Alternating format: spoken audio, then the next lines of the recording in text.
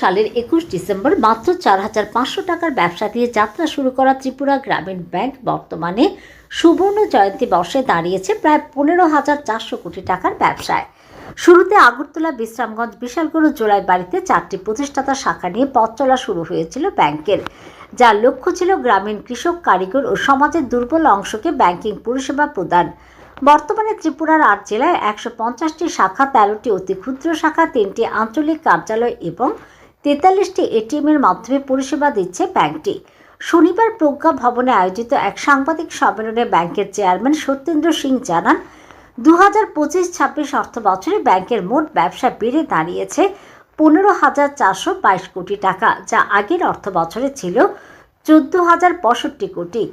একই সঙ্গে আমানত বেড়ে হয়েছে 10,890 কোটি টাকা এবং মোট অগ্রিমের পরিমাণ 4,532 কোটি টাকায় পৌঁছেছে। তিনি জানান, 2024-25 অর্থ বছরে যেখানে ব্যাংকের নেট মুনাফা ছিল 104.90 কোটি টাকা, সেখানে 2025-26 অর্থ বছরে তা বেড়ে দাঁড়িয়েছে 184.84 কোটি টাকায়।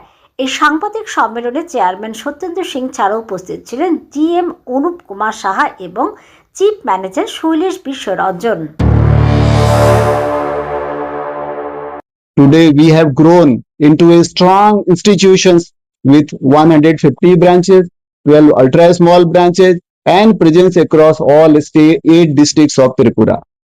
From a modest business of 4.52 lakh in 1976, we have achieved a total business of over 15,422 crore in the year 2026, reflecting our consistent growth and commitment to financial inclusion.